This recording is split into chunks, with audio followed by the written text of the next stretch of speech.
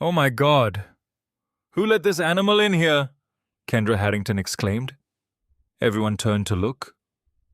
Nia Harper walked into the cafeteria, tray in hand, eyes downcast. I can't eat now.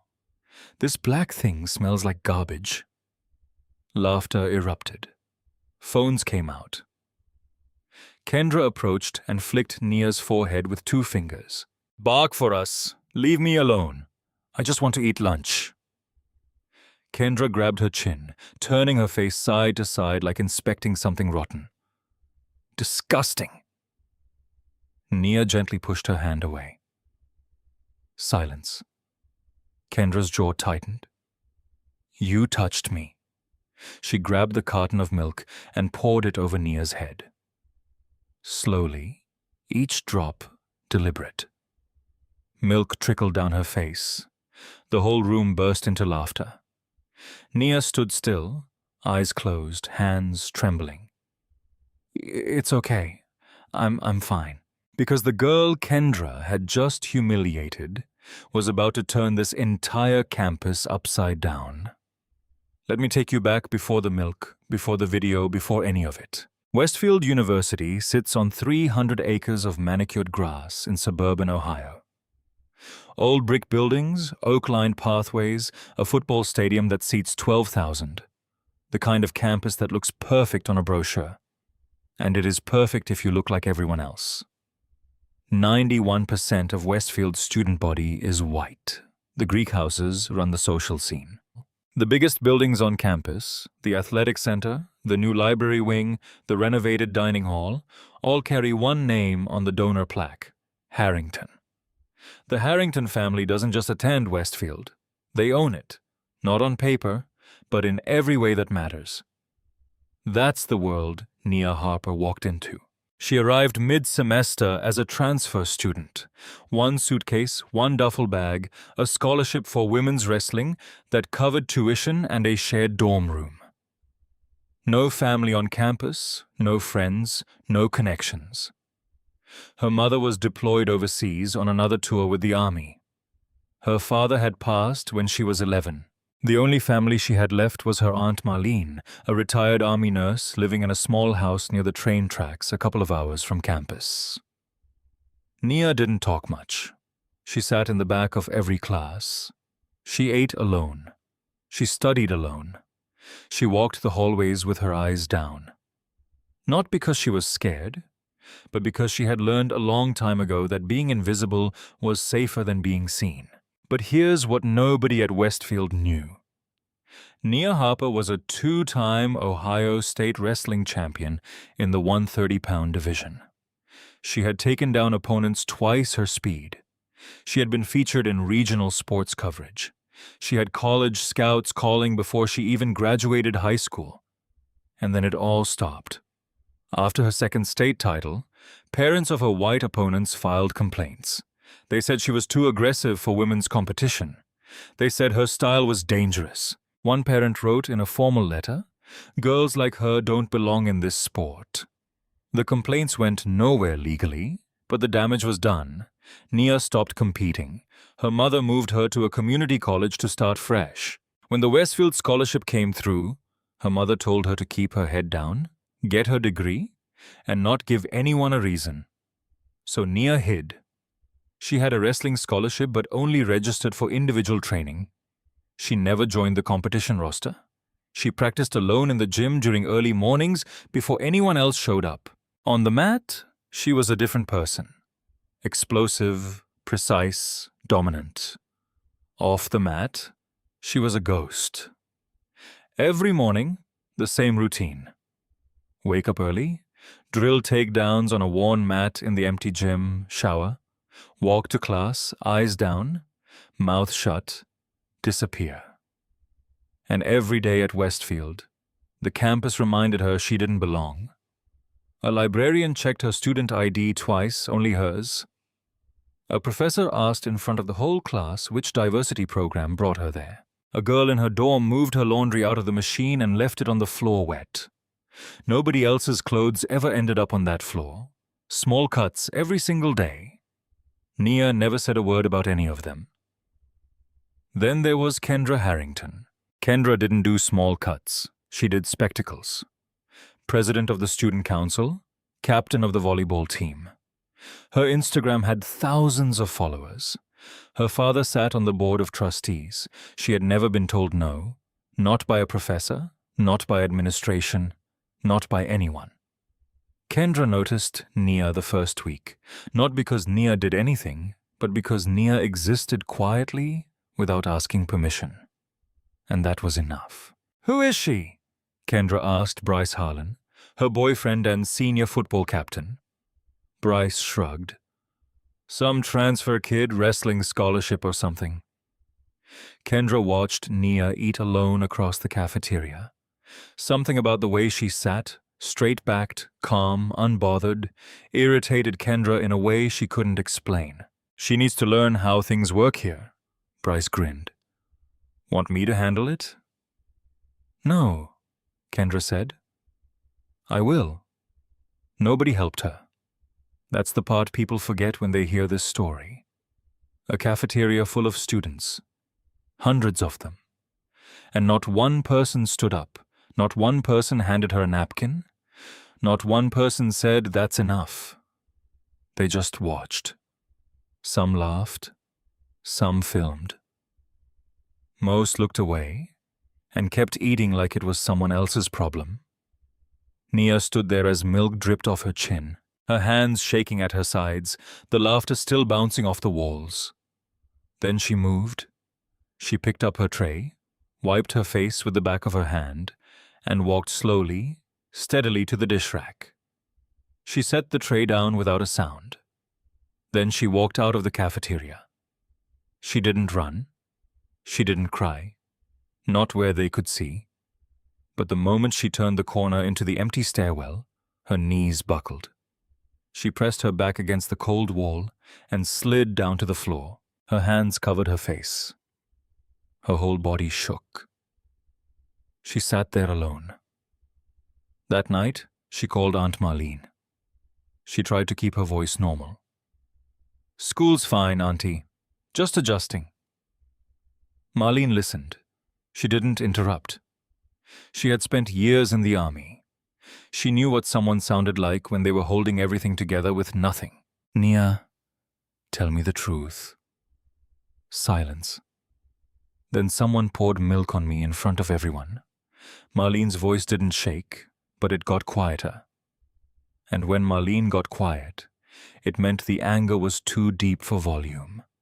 "You don't have to fight today, baby, but you will not break. You hear me?" "Yes, ma'am." After they hung up, Nia sat on her dorm bed and opened her laptop. One new email from the Westfield Athletic Department. Scholarship review. End of semester. Any disciplinary action during this period may result in immediate revocation. She had a short window to keep her head down, keep her grades up, and keep her scholarship alive. One mistake, one single incident on her record, and she'd lose everything. She closed the laptop and stared at the ceiling. The next morning, she opened her dorm door and froze. A piece of paper taped at eye level, black marker, block letters, "Go home." It didn't stop after the milk. It got worse because Kendra Harrington wasn't satisfied with one moment of humiliation. She wanted Nia erased. The first thing she did was simple, effective, and invisible. She opened the Westfield student group chat and typed, "Has anyone else noticed the smell on the third floor of Burke Hall? I think the new transfer girl has a hygiene situation. Might want to keep your distance." She didn't use Nia's name. She didn't have to. Within days, people moved seats when Nia sat down in class. In the dining hall, students picked up their trays and relocated when she approached a table. In the dorm hallway, a girl pinched her nose as Nia walked by, then burst out laughing with her friend. Nobody said anything to her face. They didn't need to. The silence was the weapon. Nia ate every meal alone. She studied alone. She walked to class alone. The only person who still sat near her was Devon Sawyer, a junior who ran a small YouTube channel covering campus stories. Devin didn't care about social status. He'd been an outcast his whole life. He recognized one when he saw one. "You know they're doing this on purpose, right?" Devin said one afternoon, sliding his tray across from hers. Nia looked up. "Doing what?" "The empty seats, the whispers." "That's not random. That's organized." Nia shook her head. "I just need to get through the semester." "And then what?" "Next semester they find something new." She didn't answer. She just kept eating, eyes down. Then came Bryce Harlan. Bryce wasn't subtle like Kendra. Bryce was a wall. Tall and built, starting linebacker. He didn't whisper rumors. He used his body. The first time he shoulder-checked Nia in the dorm hallway, her books flew out of her hands. Her laptop hit the floor. He kept walking like she was furniture. "Watch where you're going," he said without turning around. She picked up her things, checked her laptop screen for cracks, kept walking. The second time he blocked the doorway of the laundry room while she was carrying a basket.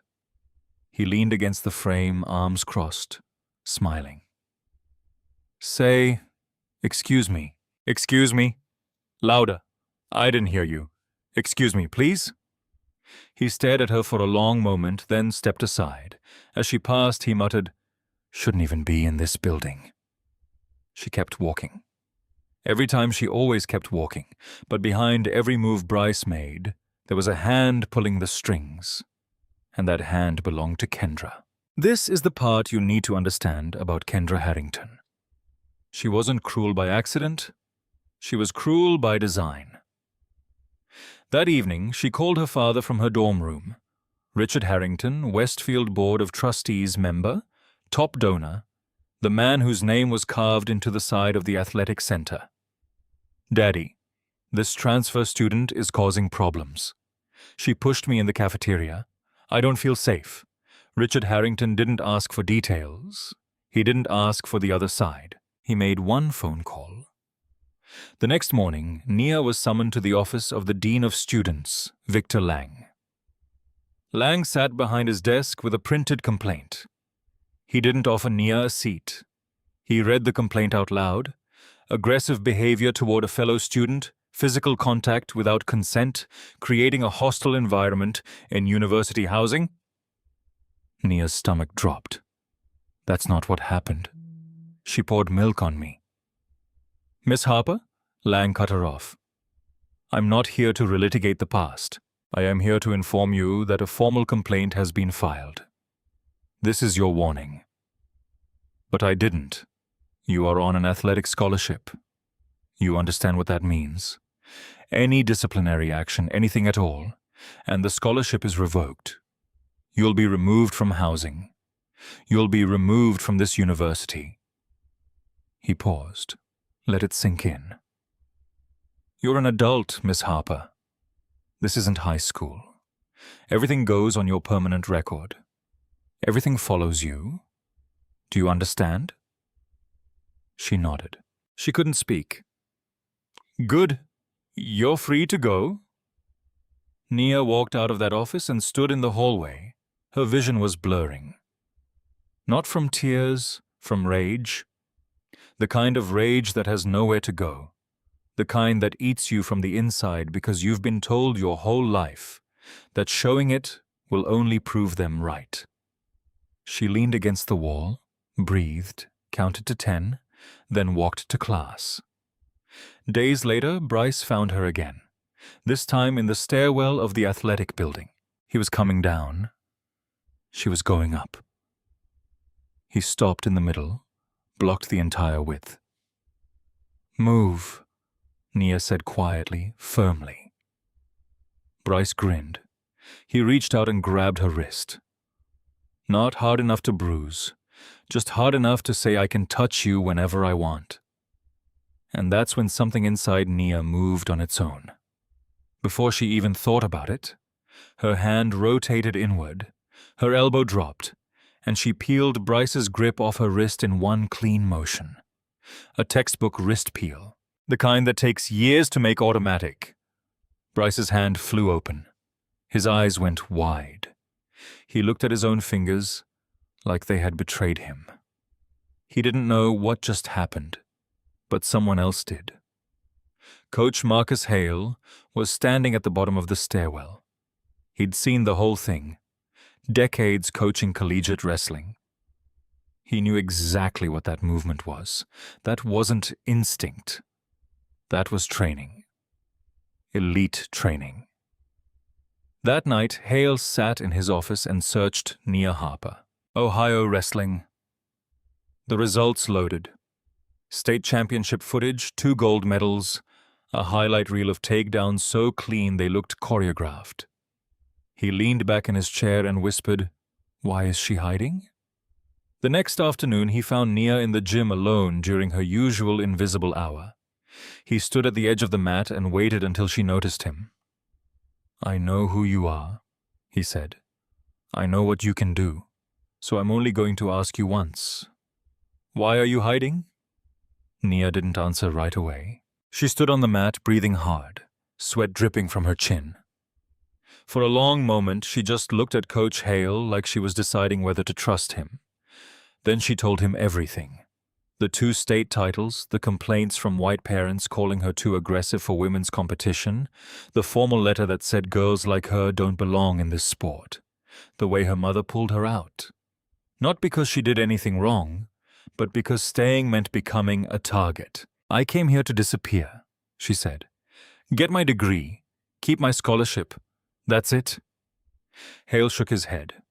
"You're hiding the one thing that could protect you. Right now, you're just a target with no armor. But if you compete officially, your skill becomes your identity, not their rumors."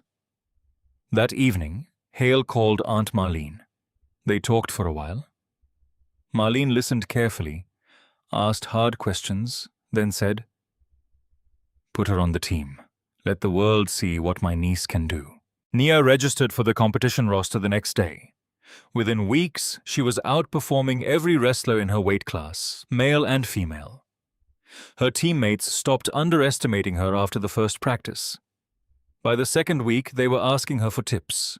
Word spread fast across campus. Too fast. Kendra Harrington heard about it over dinner with her sorority sisters. She put down her fork and smiled. She joined the wrestling team. Perfect. Now she really is an animal. It happened one evening in the parking lot behind the Westfield Athletic Center. Most students were gone. The lights were dim, just 2 overhead lamps casting yellow circles on the asphalt. Nia walked out of the gym with her duffel bag over one shoulder, hair still damp, earbuds in. She was thinking about the scholarship review. Just a short time left of keeping her head down. She didn't see them until it was too late. Bryce Harlan stepped out from behind a parked SUV, arms crossed, blocking the path to the dorm. Nia stopped, pulled out her earbuds. "What do you want, Bryce?" He didn't answer, just stood there smiling. Then she heard the voice behind her. "Don't look so nervous, sweetheart. We just want to talk." Kendra Harrington stepped out from the other side of the lot, phone in hand, camera already recording, the red dot glowing in the dark. Nia's chest tightened. She looked left. She looked right. 2 more of Kendra's friends stood at the edges of the lot, leaning against cars, watching. This wasn't a coincidence. This was a setup. "Kendra, I don't want any trouble. Just let me walk to my dorm." Kendra tilted her head. "Trouble? Who said anything about trouble?" "I just want to see what the big deal is. Everybody's talking about the wrestling girl, the animal on the mat.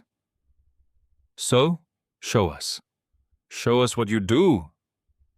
"I am not doing this." "Why?" "Scared." Kendra looked at her phone screen, still recording. "Or maybe they gave you that scholarship out of pity. Diversity quota. Fill the spot. Check the box." You know how it works. Nia's jaw tightened. She gripped the strap of her duffel bag. Move, please make me. Silence. Just the hum of the parking lot lights and the distant sound of a car on the road. Nia took a step to the right to walk around them. Bryce moved with her, cut her off. She stepped left. He followed. Bryce, move. Or what? He shoved her, both hands on her shoulders hard. She stumbled backward, her duffel bag falling to the ground. Nia steadied herself, feet apart, hands open at her sides. Her breathing changed. Slower, deeper. Anyone who knew wrestling would have recognized it. Her center of gravity dropped without her even thinking about it. I'm asking you one more time. Let me go. Bryce laughed. He looked back at Kendra. You getting this? Kendra nodded. Camera locked on Nia. Bryce turned back, stepped forward, and swung. A wide, looping right hand aimed at the side of Nia's head. What happened next took seconds. But if you watch the footage, and millions of people would, you'd want to see it in slow motion. Rewatch moment number 1. Nia ducked. Not flinched, ducked. A clean, trained duck under that dropped her head below Bryce's arm as it sailed over her. In the same motion, her right hand caught his wrist and her left hand gripped his elbow. Arm drag. Textbook. Bryce's body twisted sideways. His balance was gone before he even knew what happened. Nia shot in, both hands behind his knees, and executed a double-leg takedown so fast his feet left the ground. 220 pounds of starting linebacker lifted, redirected, and brought down to the asphalt in one fluid motion. His back hit the ground with a heavy thud that echoed across the parking lot. Before he could move, Nia was on top. Chest pressure, control pin, one arm trapped.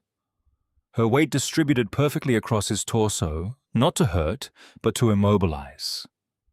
Bryce couldn't move. He tried to push her off. Nothing. He tried to roll. Nothing.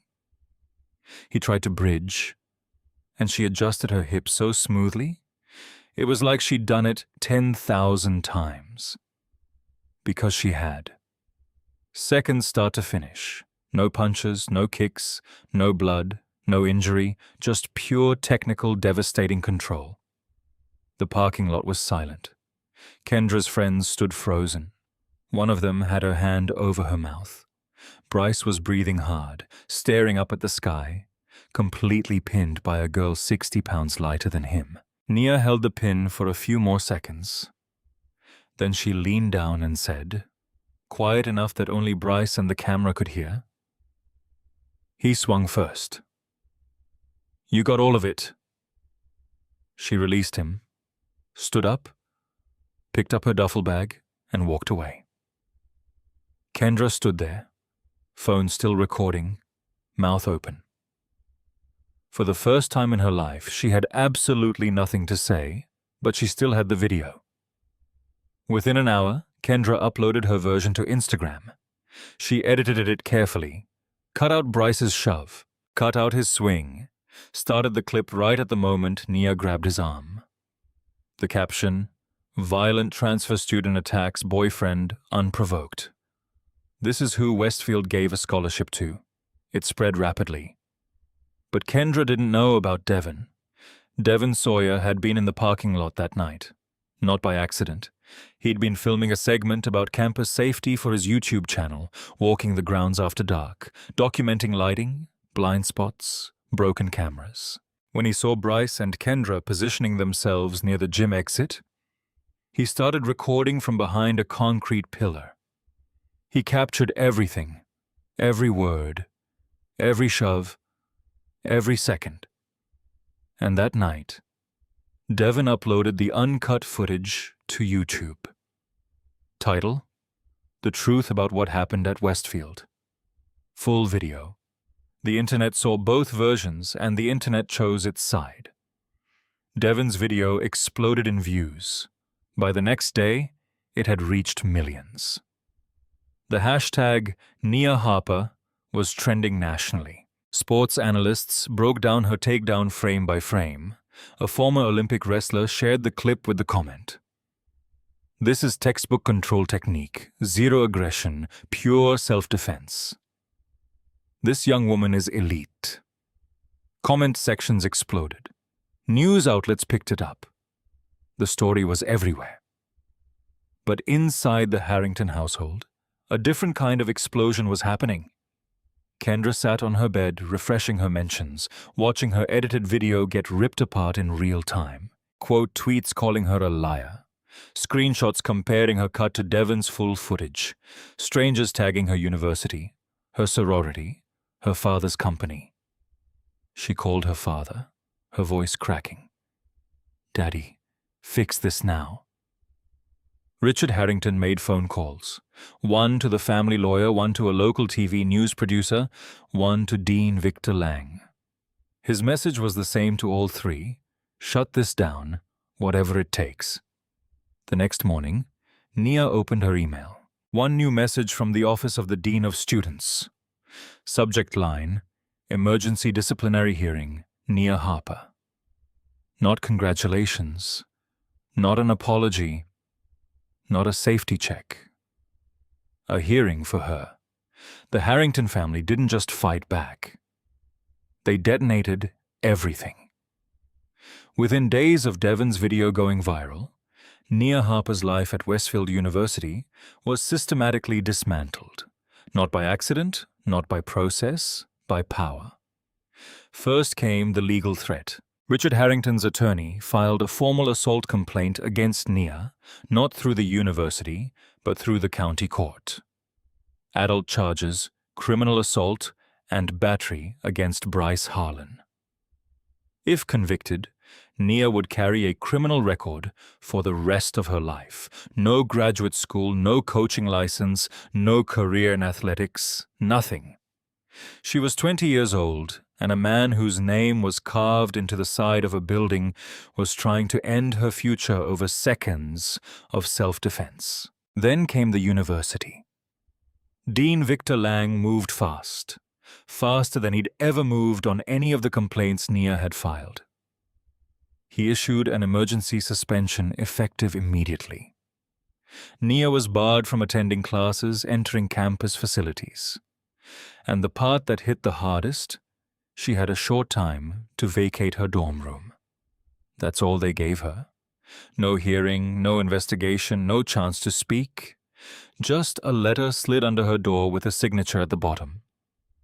Next, the athletic department.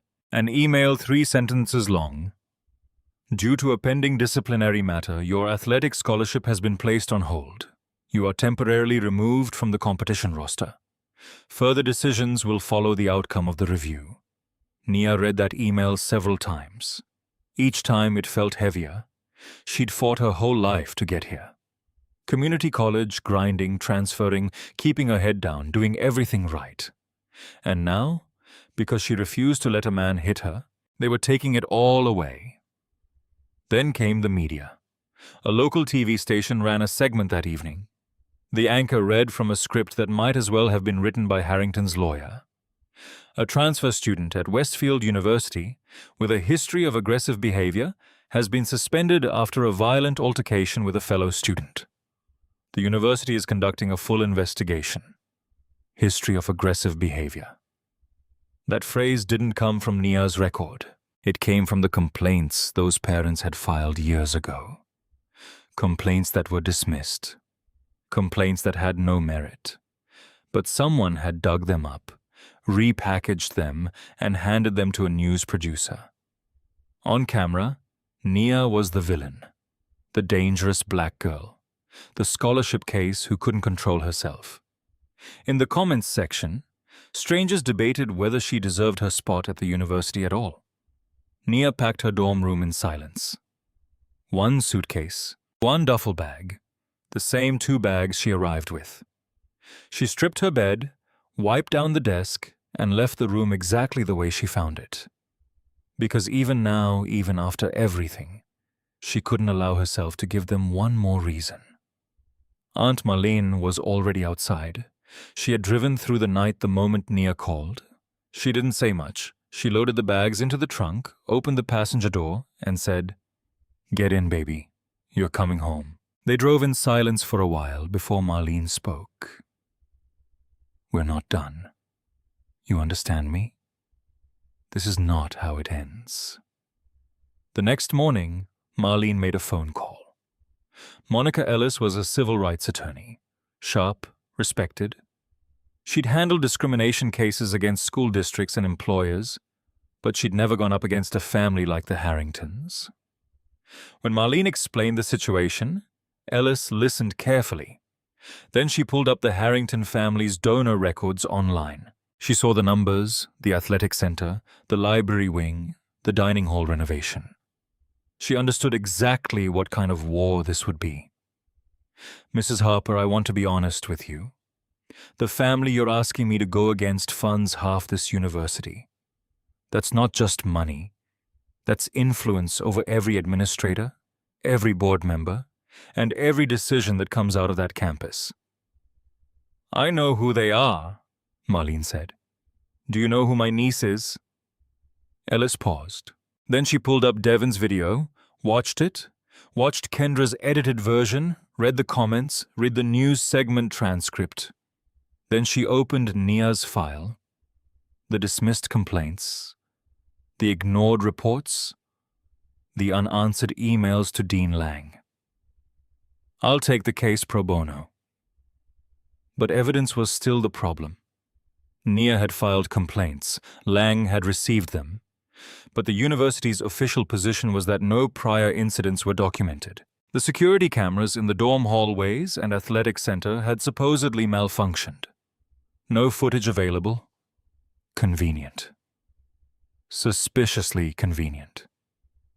That's when Marcus Reeves showed up. Marcus was maintenance staff at Westfield for decades. He knew every building, every hallway, every camera on that campus.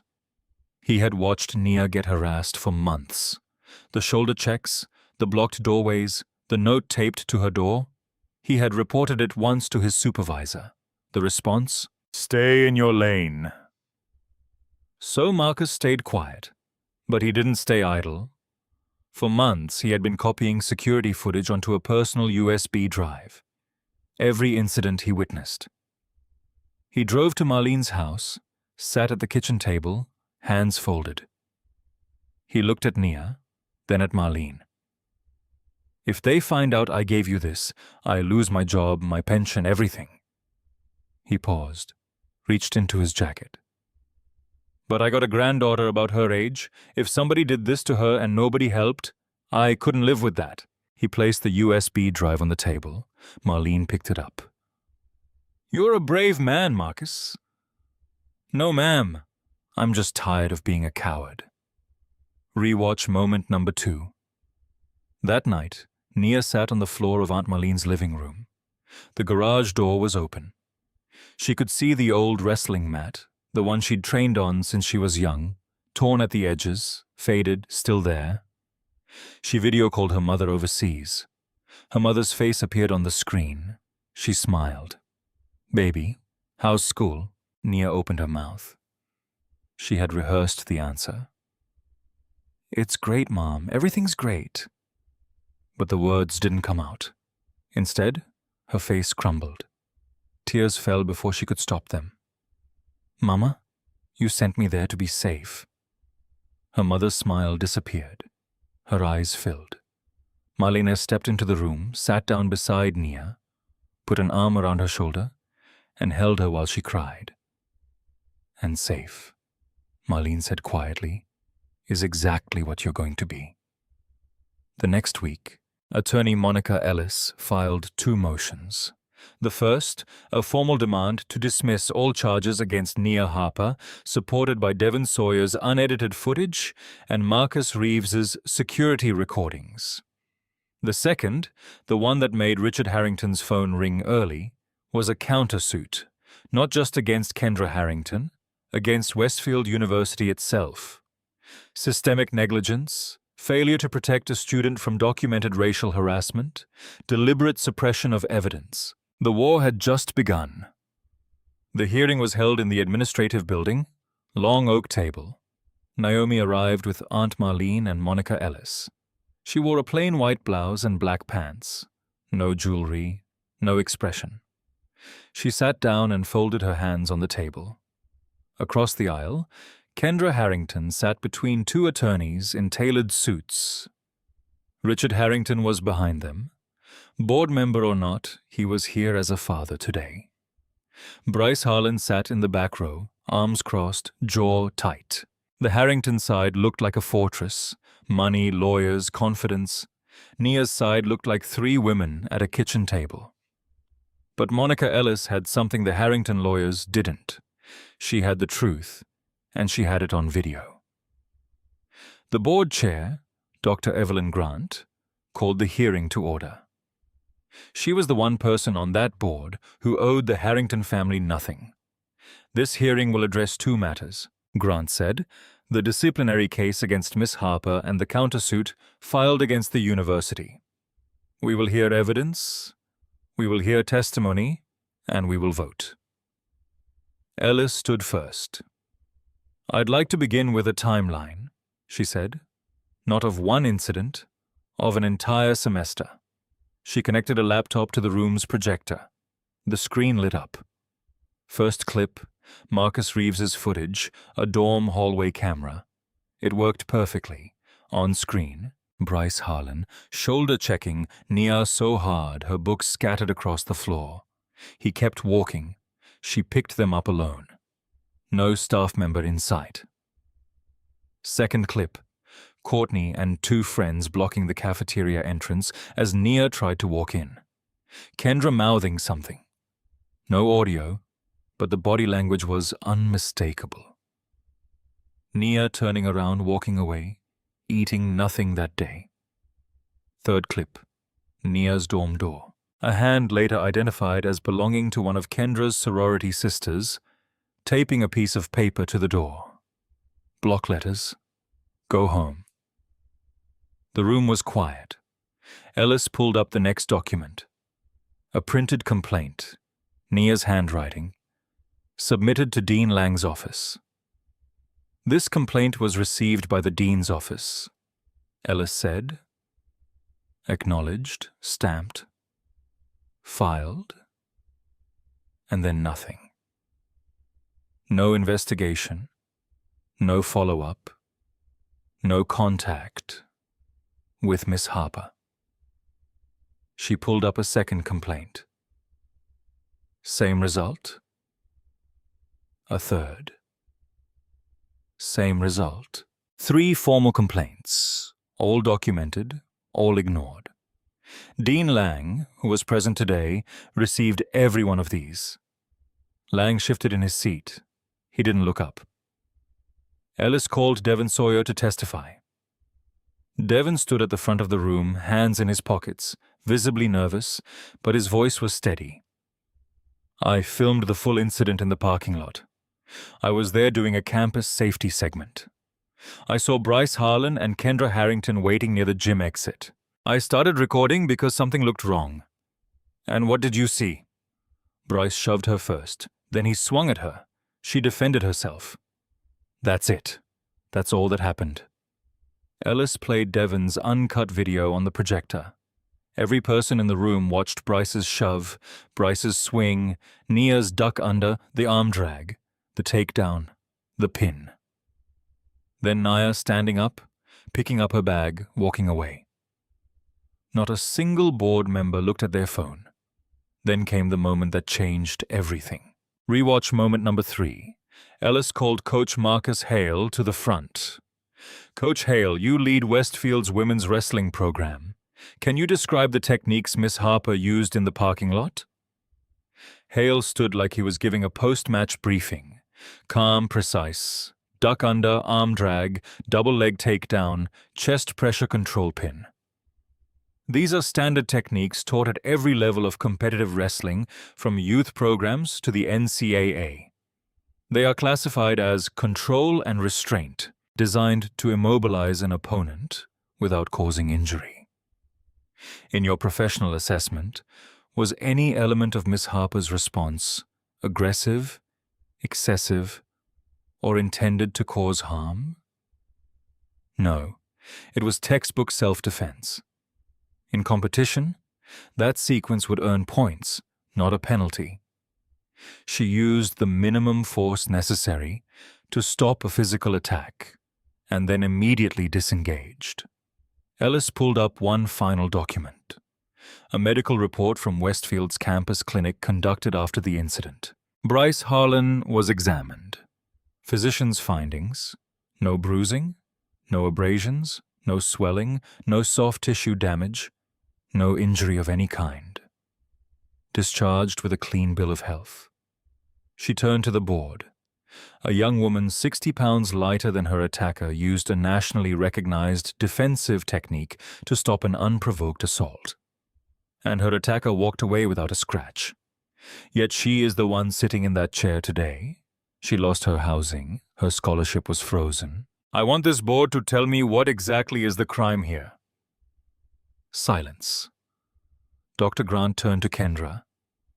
Miss Harrington, you submitted a written statement claiming Mr. Harlan was standing still when Miss Harper attacked him unprovoked. Is that correct? Kendra nodded. Yes, he was just standing there and she... We've just watched the full video, Miss Harrington. Would you like to revise your statement? Kendra's mouth opened, closed. Her lawyer leaned in and whispered something. She shook her head. He might have moved a little, but she... He shoved her with both hands, then threw a punch. Both are clearly visible on camera. Your written statement says he was stationary. Which version is true, Miss Harrington? Kendra didn't answer. Richard Harrington stood up from the back row. This is absurd. My daughter is being interrogated like a criminal. This board exists because of our family's... Mr. Harrington. Dr. Grant's voice cut like a blade. You are a member of this board, but today you are here as a parent. You do not have speaking privileges in this proceeding. Sit down. He stood for a moment. The room held its breath. Then he sat. Grant turned to Nia. Miss Harper, would you like to make a statement? Nia looked at Ellis. Ellis nodded. Nia stood. She didn't grip the table. She didn't clear her throat. She just spoke. Quiet, even. Every word landing like a stone dropped into still water. I'm 20 years old. I'm an adult. Every decision I make follows me for the rest of my life. I know that better than anyone in this room. That's why I endured an entire semester of what you just saw on that screen. I let someone pour milk on my head in front of hundreds of people. I let someone call me an animal. I let someone tape a note to my door telling me to go home. I responded once, one time when a man twice my size threw a punch at my face. And I responded with the exact technique I was trained to use. Control, no injury. I let go the moment he stopped resisting. If that is still a crime, then I honestly don't know what someone like me is supposed to do to be considered safe enough for you. Nobody spoke. Kendra looked at the table.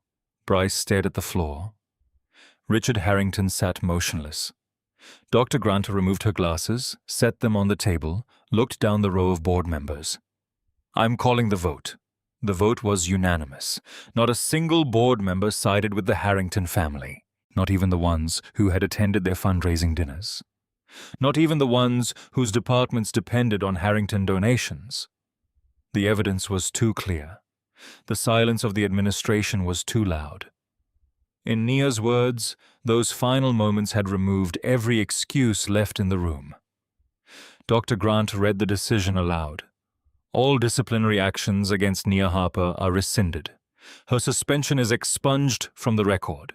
Her housing privileges are restored immediately. The athletic department is directed to reinstate her scholarship in full effective today. Nia didn't react. She just sat there, hands still folded, eyes forward. Marlene reached over and squeezed her wrist under the table. Grant continued. The board finds that Kendra Harrington filed a false written statement and engaged in a sustained pattern of targeted harassment against a fellow student. She is suspended from Westfield University for 1 academic year. Her position as student council president is revoked. Upon return, she will be required to complete a restorative education program. Kendra's lawyer began to stand. Grant raised one finger without looking at him. He sat back down. Bryce Harlan is suspended for the remainder of the academic year. His athletic scholarship is revoked. A formal no-contact order is issued regarding Miss Harper. Bryce didn't move. He stared at his shoes like they were the most interesting thing in the world. Dean Victor Lang is placed on administrative leave, effective immediately, pending a full internal investigation into his failure to act on documented complaints. Lang's face drained of color. He opened his mouth, then closed it. There was nothing left to say. Grant paused. She looked directly at Richard Harrington. This board will also be reviewing its policies regarding donor influence on administrative decisions. No family, regardless of their contributions, should have the ability to shape disciplinary outcomes on this campus. Richard Harrington stood up, buttoned his jacket, and walked out of the room without a word. Days later, he quietly resigned from the Board of Trustees. No press release, no public statement, just a one-line email. The news spread fast, but not as fast as what happened next. Westfield's athletic department didn't just restore Nia's scholarship, they issued a formal written apology. Within weeks, Nia received scholarship offers from other universities, both Division I programs. Both full rides, both with head coaches who had watched Devon's video and recognized what Nia was. Not a problem, but a champion. She chose to stay at Westfield. "I'm not running anymore," she told Coach Hale. "This is my school too." The hashtag Stand Up Like Nia had already been building since Devon's video went viral. But after the hearing, it exploded. It wasn't just about Nia anymore. It became a national conversation about self-defense, racial bias, and who gets protected and who gets punished in American institutions. Universities across the country reached out, asking Nia to speak at student assemblies. A national women's sports organization featured her story in their monthly newsletter.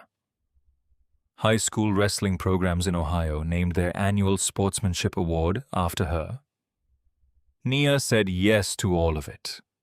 Not because she wanted attention, but because she remembered what it felt like to have nobody say a word while milk dripped down her face. If her voice could make one person in that position feel less alone, it was worth it. The following Saturday evening, Nia sat in Aunt Marlene's living room, laptop open, video call loading. Her mother's face appeared on screen. Same military quarters, same dim lamp, but this time her mother was already crying before Nia said a word. "Baby, I heard everything." "Mama, it's over. I'm okay." "You didn't just survive it, Nia. You did it the right way. You fought the right way." Her voice broke. "Your father would have been so proud." Nia pressed her lips together. She nodded. That was all she could manage. Marlene sat beside her. The three of them, mother, aunt, daughter, stayed on that call for a while, laughing, crying, breathing. Monday morning, Nia walked back into Burke Hall, down the hallway, past the cafeteria to her dorm room. The door had been repainted, clean, white, fresh. But if you looked closely, really closely, you could still see faint marks where the tape had been, where the note once read, "Go home." Nia touched the door with her fingertips. She didn't need those marks to disappear. She just needed to know she was still here. She opened the door, set her bag inside, and walked to the gym. Practice started soon. Years later, Nia Harper is a senior at Westfield University, double major in psychology and social justice. GPA 3.8. Team captain of the women's wrestling squad. Conference champion. She has a closet full of medals she never talks about and a phone full of messages from young women she's never met asking her the same question. How did you keep going? She answers every single one. In her junior year, Nia and Aunt Marlene co-founded a program called Wrestleback. Free self-defense wrestling classes for female college students. It started in Westfield's gym on Saturday mornings.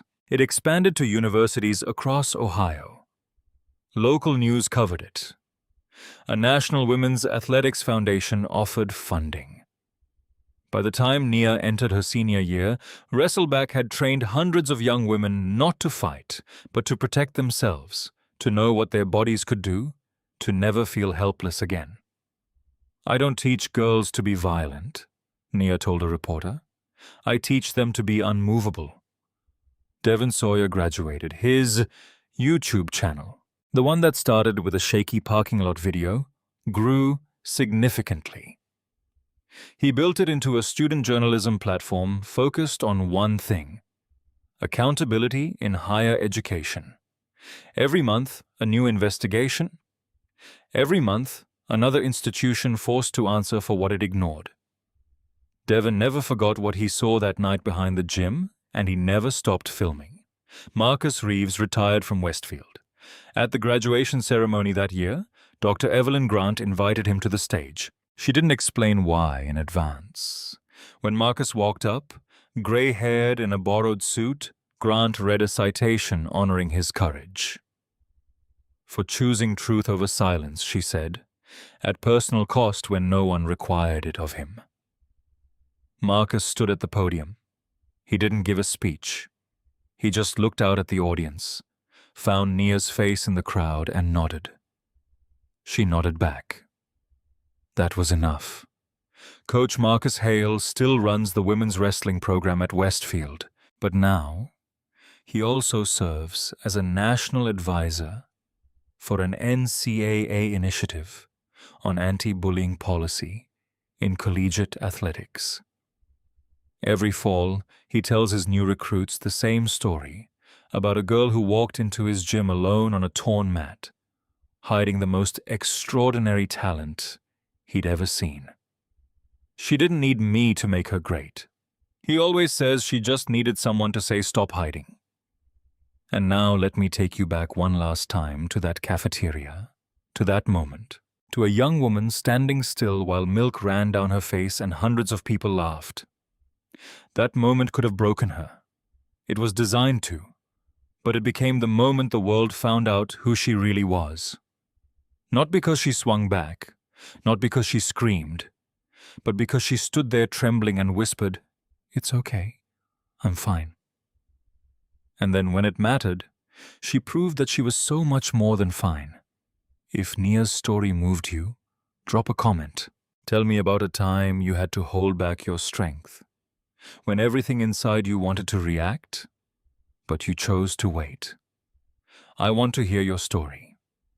Share this video with someone who needs it today. Someone who's being told they don't belong. Someone who's swallowing their power because the world made them afraid to use it. And subscribe because next week another underdog is about to shock the world. Yo, real strength ain't in the punch you throw. It's in the one you don't. Knowing your power and still choosing control, that's elite. Never hide who you are just to feel.